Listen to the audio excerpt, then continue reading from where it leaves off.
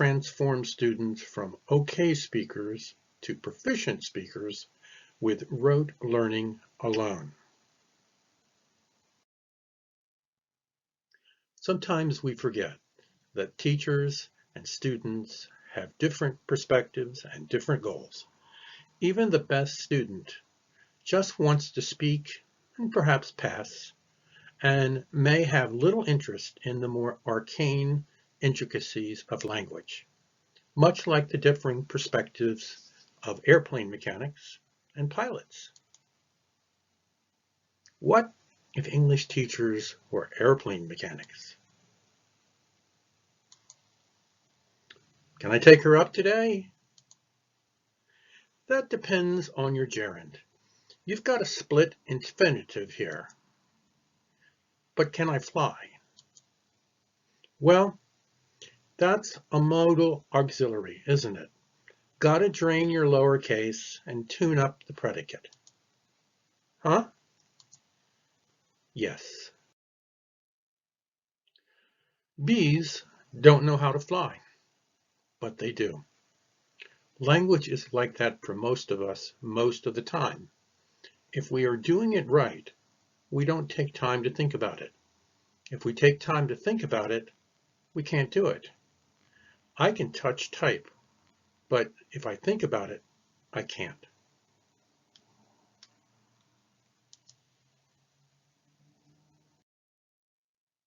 Proficiency is not found in that warehouse of the brain where we keep the bricks and mortars of language, vocabulary, numbers, logic, rules.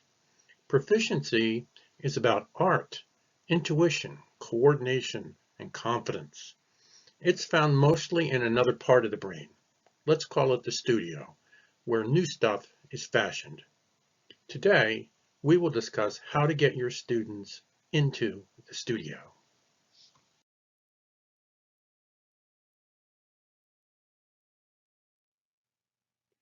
One of the more important things a student does in their mental studio is to unleash their imagination. Tapping into that imagination to create stories, narratives, and even lies is a key step in acquiring language proficiency.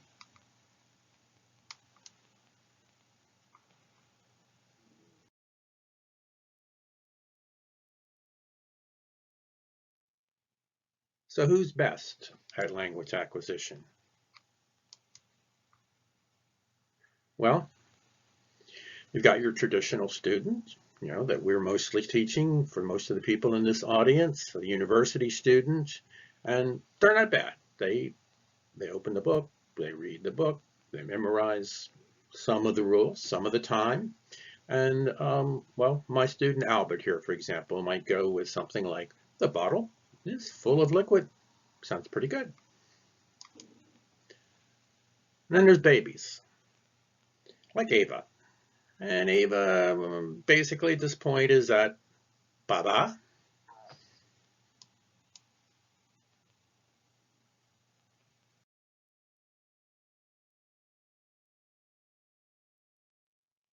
But 2 years later, here's Albert again. Um, Pizza and beer. Okay, not bad. Progress. But here's Ava. No, no, really. I didn't eat the pizza. Albert did it. And he also broke the dog's dish. Really?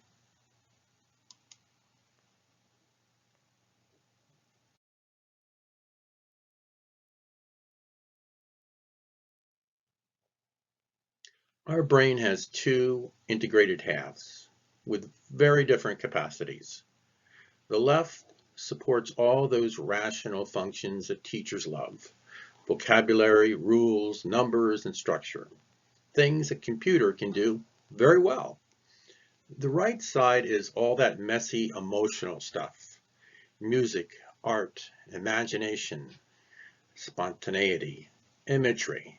Things that, well, computers just don't do all that well. College language learners like Albert often focus on excelling in the same part of the brain in which robots excel. Albert spent his 2 years memorizing lists and rules. He built up a large inventory of words and rules, but not a lot of confidence. Babies operate more on the emotional side of the brain. Ava spent her 2 years wandering around her world, using things, breaking things, finally making up things and building confidence. The confidence to make mistakes and keep going is the source of proficiency.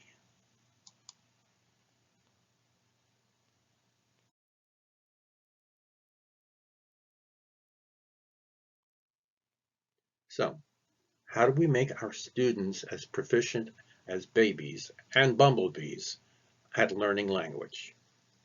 Language acquisition accelerates when the student moves beyond memorizing vocabulary, formats, and rules and begins to use language for their own ends.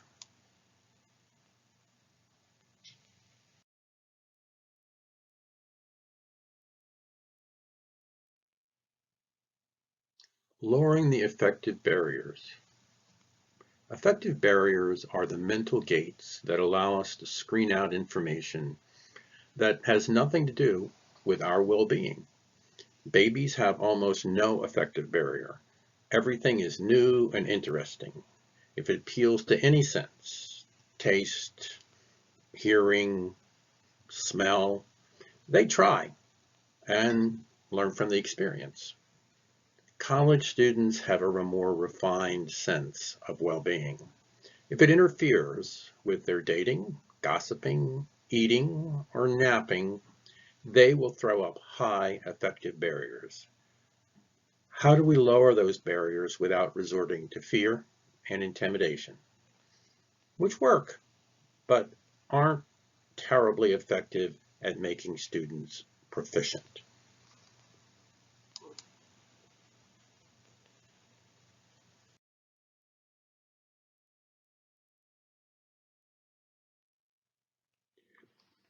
To turn students into confident, proficient speakers, we must take the advice of Harry Potter's Professor Snape. Ensnare their senses.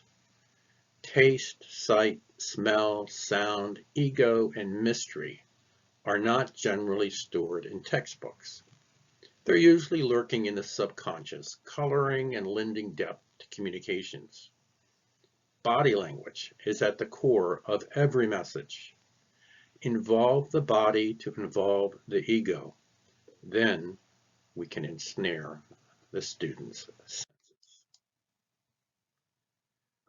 What have you done to engage your students that worked well?